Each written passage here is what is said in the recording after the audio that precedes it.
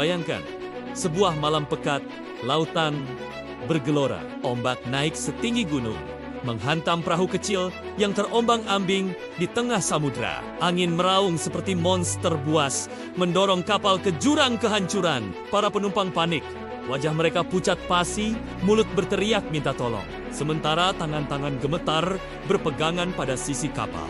Di tengah kekacauan itu, seorang lelaki berdiri. Dialah Nabi Yunus, utusan Allah. Hatinya penuh gundah, bukan hanya karena badai, tetapi karena sesuatu yang jauh lebih berat. Ia baru saja meninggalkan kaumnya dalam keadaan marah. Sebelum mendapat izin dari Allah, sebuah keputusan yang akan mengubah seluruh jalan hidupnya. Kapal itu semakin oleng. Para pelaut sepakat, perahu akan tenggelam kecuali ada yang dikorbankan. Maka undian pun diadakan, nama yang keluar. Nabi Yunus, 3 kali undian dilakukan. 3 kali pula namanya muncul, seolah takdir menuntutnya. Dengan ikhlas, Nabi Yunus berdiri di tepi kapal. Ia tahu, ini adalah ketentuan Allah. Dengan satu tarikan napas panjang, ia melompat ke dalam lautan gelap. Tubuhnya langsung ditelan ombak, dan saat itulah sesuatu yang menggetarkan terjadi. Dari kedalaman samudra, seekor ikan besar muncul. Rahangnya terbuka lebar seperti pintu gua. Dalam sekejap, tubuh Nabi Yunus masuk ke dalam perutnya. Bukan hancur, bukan dicabik-cabik, tapi ditelan bulat-bulat. Gelap, sunyi, nafas terasa berat.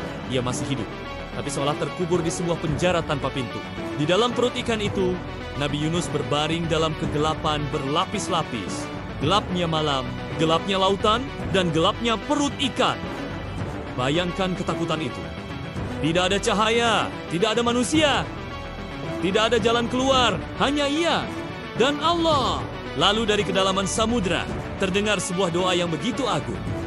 Doa yang merobek kegelapan dan menembus langit. Nabi Yunus bersujud dalam hatinya, lalu berdoa, La ilaha illa anta, subhanaka, ini kuntu minas jalimiin. Tiada Tuhan selain engkau, Maha suci engkau, sungguh aku termasuk orang-orang yang zalim.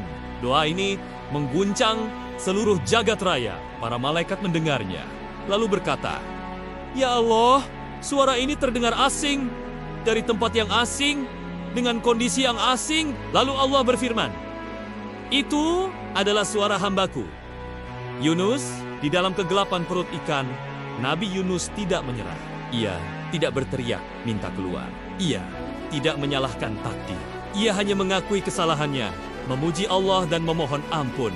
Dan disinilah rahasia besarnya. Doa itu bukan sekadar bisikan dari perut ikan. Doa itu adalah teriakan jiwa seorang nabi yang benar-benar menyerahkan segalanya kepada Allah. Hari-hari pun berlalu. Ikan besar itu berenang membawa Nabi Yunus, namun tidak mencederainya. Allah menjaga tubuhnya dari cairan asam lambung. Allah menjadikan perut ikan itu sebagai benteng, bukan kubur. Sebuah penjara yang justru menjadi penyelamat. Akhirnya, setelah Allah menerima taubatnya, ikan itu mendekat ke daratan. Dengan kuasanya, ikan itu memuntahkan Nabi Yunus ke tepi pantai. Tubuhnya lemah, kurus, kulitnya terbakar oleh asam dan air laut. Ia nyaris tidak bisa bergerak. Namun, Allah tidak membiarkannya. Allah menumbuhkan pohon labu untuk menaunginya, memberi teduh dan buah sebagai makanan. Perlahan, kekuatan Nabi Yunus kembali. Dan setelah sembuh, Allah mengutusnya kembali kepada kaumnya. Dan inilah yang mengejutkan. Kaumnya yang dahulu menolak, kini justru beriman. Mereka menerima seruan Nabi Yunus hingga mereka selamat dari azab Allah. Sebuah kisah luar biasa. Dari seorang nabi yang ditelan ikan, lalu keluar sebagai pemenang.